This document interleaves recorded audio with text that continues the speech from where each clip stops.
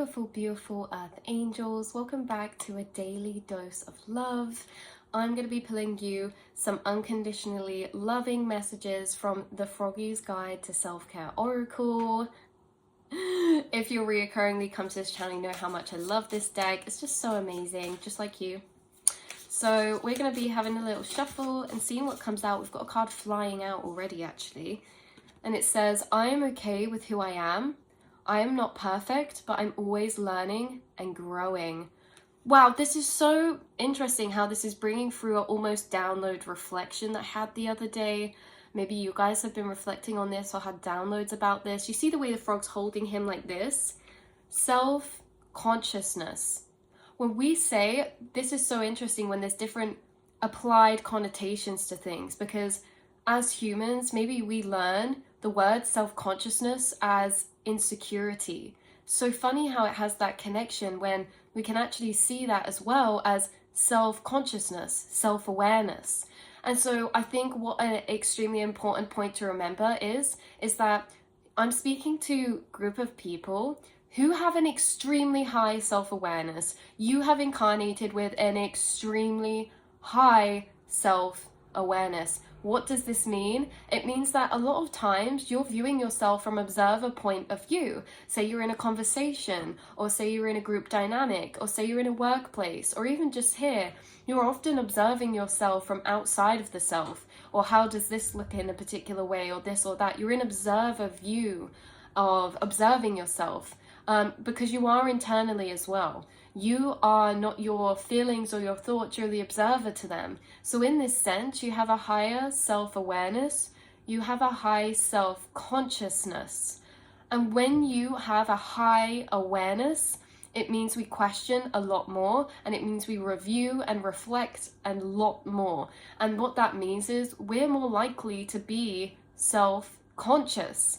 Whether that is in a way of self-consciousness, we have a high self-consciousness, we have a high consciousness, but also we can fall into having self-consciousness as an observer to self, meaning that we can develop insecurities from how often or how much of an outsider we're observing the self from. So you're okay with who you are, because in this act of having a high self-awareness, it means that you can actually see yourself clearly. You're not seeing yourself through a lens that's limited. You're not seeing yourself through a lens that's biased. You're not seeing yourself from a lens that is shrunk into only validating what it believes. In fact, you're someone who reprograms. You're a cycle breaker. You reprogram programs all the time. But what does this mean? You can't just simply keep yourself in delusion. And let's actually open that up actually a bit deeper to what I actually mean that to be, is that being someone who has a high self-awareness or self-consciousness means that, you know, when we enter these ego dynamics, when it comes to situations, when it comes to who we are, we have all these storylines. That's how we build and form an identity, based on these storylines that we resonate with or that we tell ourselves. And a lot of the time, the ego tells itself storylines that make it feel validated or comfortable. You guys do this, but also you're detached from this in a way that you actually hold a level of self-honesty and accountability that's actually beyond me. It's a level that some people don't even have a smidge of. Like, you have so much self-reflection and self-accountability, and you have so much honest truth with yourself that you look at things from all angles, not just your own. And what this means is you're learning to actually believe that you are perfect as you are.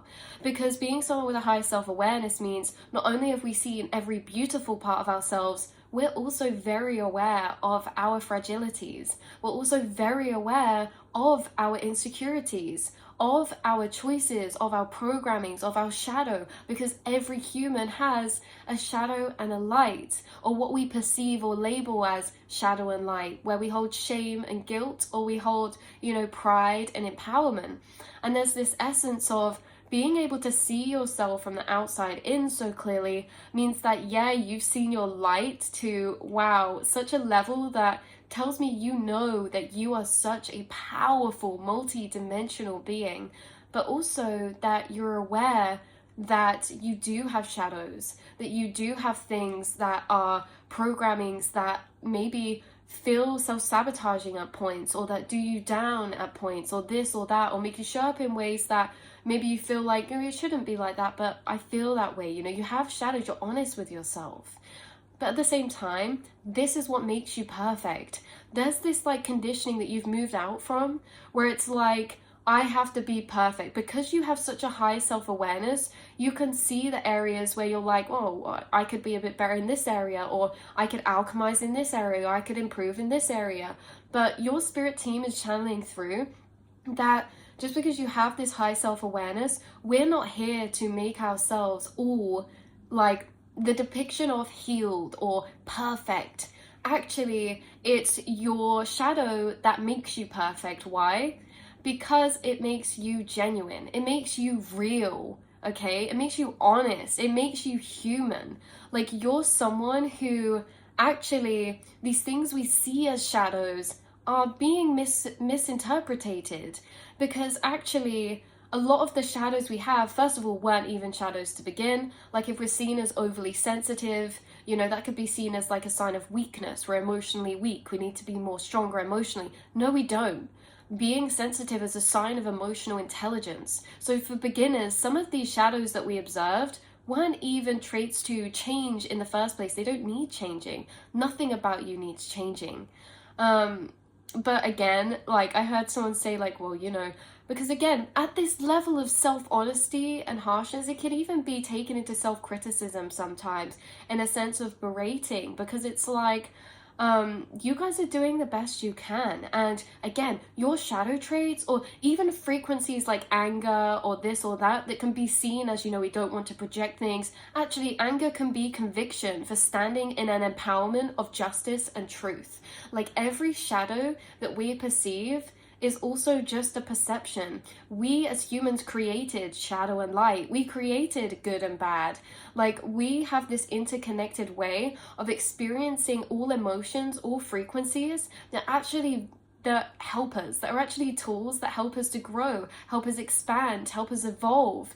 Also, sadness is a beautiful frequency that we can connect in and create healing in as humans. So, you know, if we're thinking, oh, I'm negative, you know, today I'm feeling this way, I'm negative, I need to change that, need to be positive. No, you don't. You're exactly how you are, who you are, and where you are for a reason. And that doesn't mean, you know, always staying the same or never always changing. It just means you're naturally in flow, evolving all the time, even if you try or not. Energy is always in motion.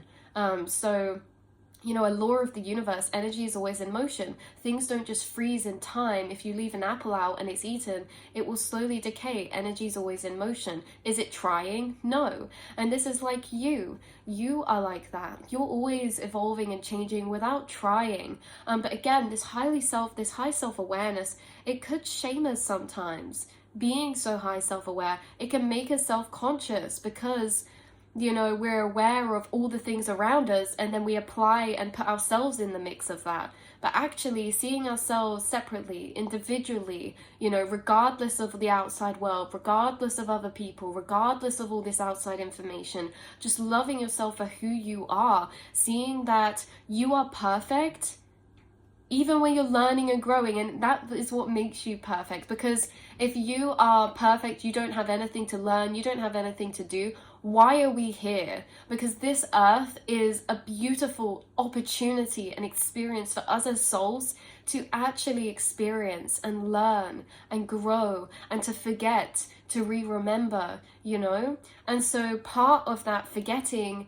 allows us to make mistakes, allows us to act in ways that are coming from confusion. This is a part of the human experience. You are literally so perfect the way that you are. There isn't one thing about you that makes you not perfect, right? Whether that's shadow, whether that's light, you know, everything is cause and effect, and you're actually an extremely interesting journey and story.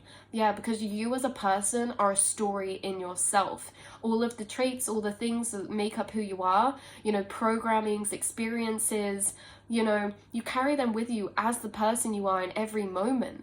You in yourself are a storybook. And so this is an echo of your experience. You're interesting, you're full of depth, you know, you're full of layers. You're not just all happy and sunshine, and you're not just all dark and mellow. You're both. That's what makes you cool, is that you're such a paradox. You're everything all at once. You're both, you know, organized, and you're both messy. You know, you're both absolutely hilarious, but you're also very serious. You're everything at once. You're both very detached and cold-hearted. You're also extremely empathic to the point where it's out of your control. You are both. You are everything all at once, and you're perfect because of that.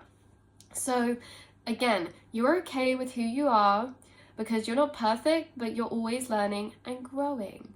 And again, that thing of perfect is so subjective because, you know, if I was to speak to someone, just straight up, you guys, like my personal opinion on the spiritual journey, if I spoke to like my past self who, you know, saw frequencies, it was almost a fear-based paradigm of have to be in a high vibration because I create my reality, you know, and she would try to be happy all the time. She's probably amazing to be around, you know, and she wasn't suppressing. She was happy, but at the same time, I like meeting people as well, I like meeting the version of myself that's also connected to her darkness, you know, who can have those deeper conversations, who can connect in deeper parts of the unconscious self. So it's interesting because, you know, I was going to use this as depictions of people, but I'm just going to use myself because I've been so many different things through time.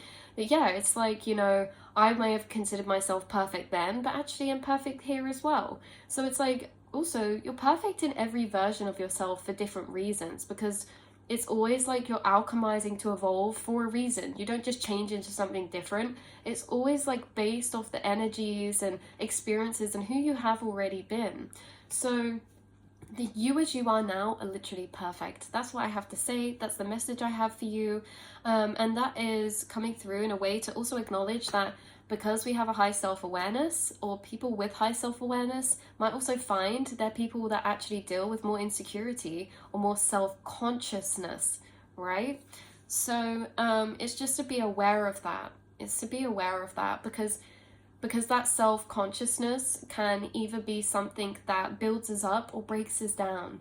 And you, my love, are being built up. That's why you're sent these videos. That's why you've sent these videos into your path from your spirit team. That's why you're sent certain messages from your spirit team. They want to build you up, make you see yourself not only in your part, but your wholeness, and accept your wholeness for being so insanely magical.